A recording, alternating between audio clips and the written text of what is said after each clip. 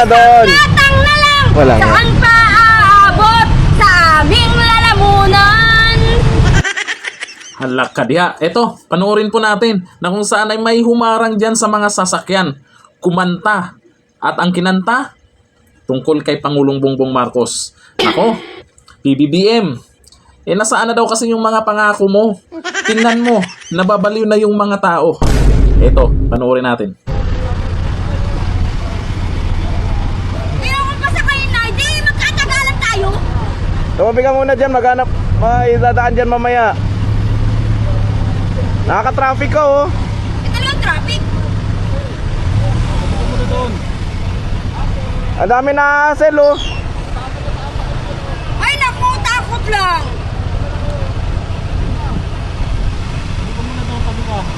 Doon ka sa kayo, sa duno. Pag-igawin na nun dyan. Ayan, baka pwede ka sumakay dun oh. Nasana ang Karo pangako mo. na ibababa mo ang presyo. Ngayon'y nag-triple na kami ay paano na. Dating galunggong na mura, ngayon'y 350 na. Sana all. Nasana ang pangako mo, 20 pesos na bigas mo. Itawin mo muna doon. Tatang na lang. Wala nga. Saan pa aabot sa aming lalamunan? Kasi makakaalis yan.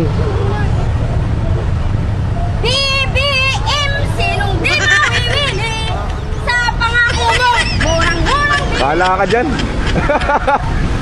Opo, Pangulong Bongbong Marcos, baka naman, huwag niyong baliwalain to. Kasi pag dumami ang mga ganito, yung mga mahirap nating kababayan, na hinahanap na nasaan na yung pangako mo, lalong nagtaasan ang mga bilihin at alam natin hindi kaya ng iba na bumili ng 1 kilong bigas, ng ulam, yung galunggong, magkano na daw. Kung hindi makakain yung iba niyan, sa hirap ng buhay, ayan na nga ang resulta. Nagyayaw-yaw na sa kalsada. Sino yung dapat sisihin natin yan? Alam nga naman pati yung mga mahirap, isisihin natin. Pinanganak silang mahirap. Walang ibang paraan. Yung kinikita nila ay tama lang. Noon, tama lang na pangkain sa pamilya nila. Ngayon hindi na tama eh. May tama na sila. Hindi na kasya. Kaya napakanta na lang.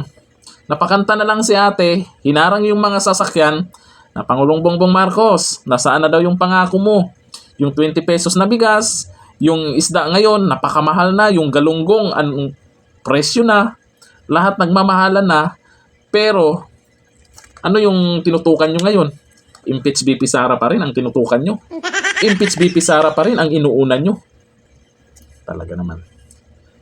Sana mapansin